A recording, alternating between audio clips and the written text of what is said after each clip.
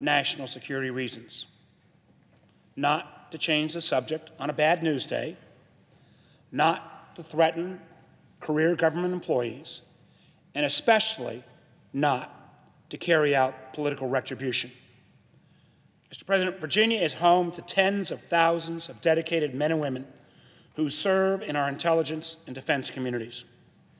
Over the years, as Senator and Vice Chairman of the Intelligence Committee, I've met literally thousands of FBI agents, CIA officers, military service members, contractors, and other public servants who hold security clearances. These men and women work day in and day out, often thanklessly, to keep America safe. And you know what? I have no idea, amongst those Americans who have those security clearances, which of them are Democrats and which of them are Republicans. And that's the way our system is supposed to work. The federal government grants security clearances only to those individuals who can be trusted with our nation's secrets. Applicants go through intense, lengthy background checks, interviews, and even, in many cases, lie detector tests.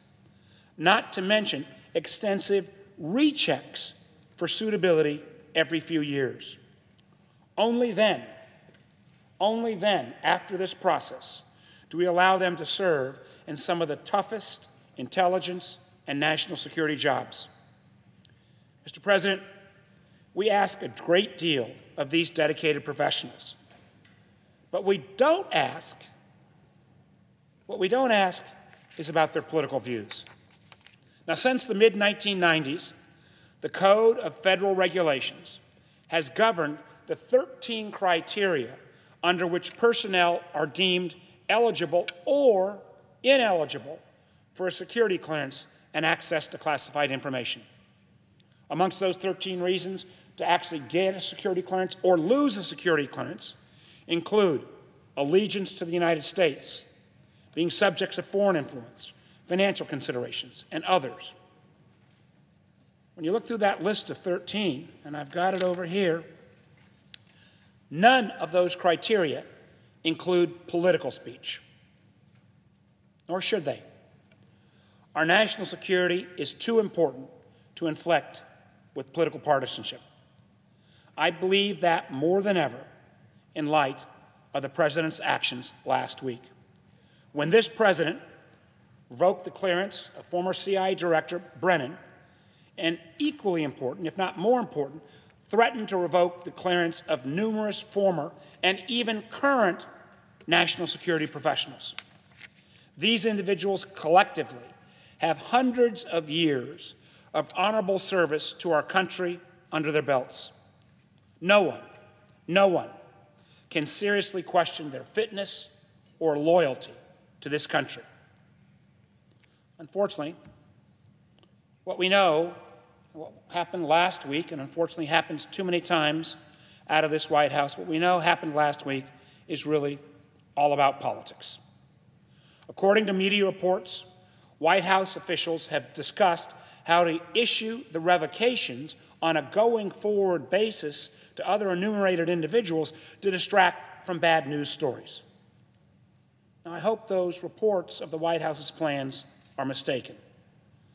But true or not, we need to only listen to the words of this President to know these efforts are politically motivated.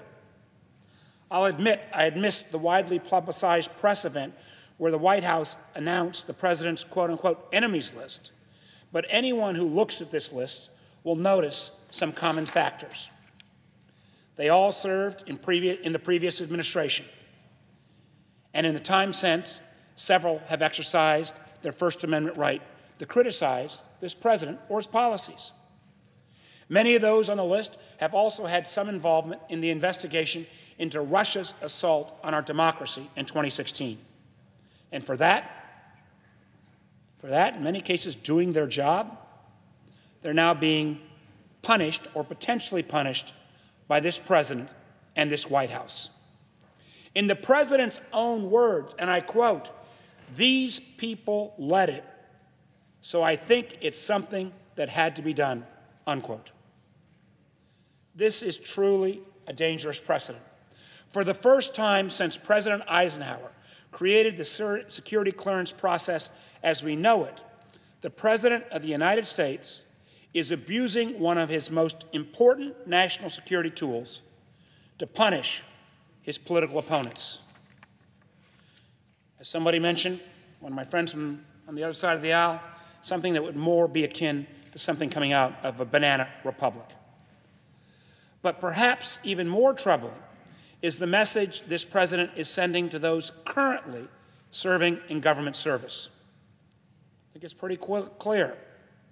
He's sending a message that says, think twice before working on anything that this president doesn't like. Think twice before you express a political opinion, even if it's in private. The White House broadcast this message loud and clear when it threatened to revoke the clearance of a mid-level employee of the Department of Justice. Mr. President, this is a clear attempt at intimidating others in the bureaucracy.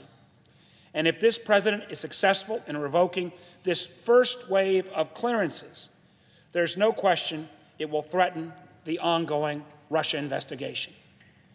An investigation that, again, today claimed 2 more guilty convictions. An investigation that has already resulted prior to today in 5 guilty pleas and 35 indictments. And as I mentioned, today included the conviction of the president's campaign manager. Unfortunately, the president's actions don't just harm the individuals involved. These tactics threaten our national security institutions themselves. The Pentagon, the intelligence community, the FBI, the Department of Justice, and the rest of our national security structures depend on seasoned career professionals who do not act out of partisan motivations. Threatening their clearances, threatens their livelihoods and their families. This is a clear attempt at undermining an ongoing, legitimate criminal investigation into what Russia did in 2016. And if successful, the president's actions threaten to politicize our national security institutions even more so than he's already done. Now, the president has significant authority as head of the executive branch, but there is widespread agreement that he should not be able to use these powers to get payback against Americans who criticize him. Now, all of us in this body all agree that no president should be able to order the IRS to audit political enemies. And we all agree that no president should be able to order wiretaps against those who displease him.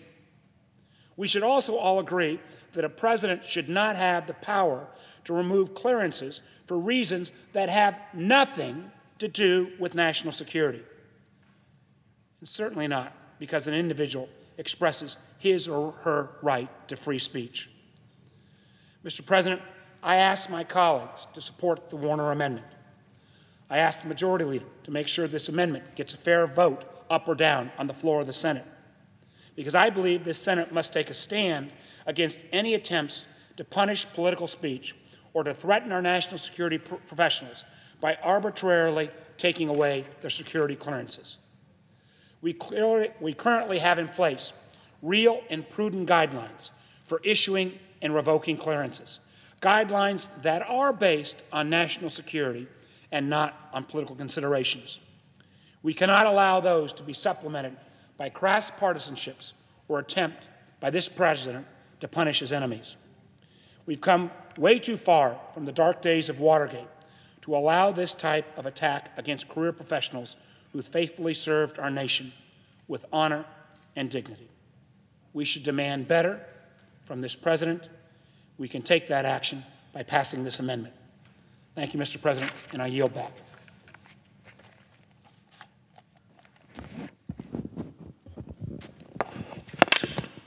Mr. President, Senator from Iowa. before I speak, I ask unanimous consent that Nathan Williams, a law clerk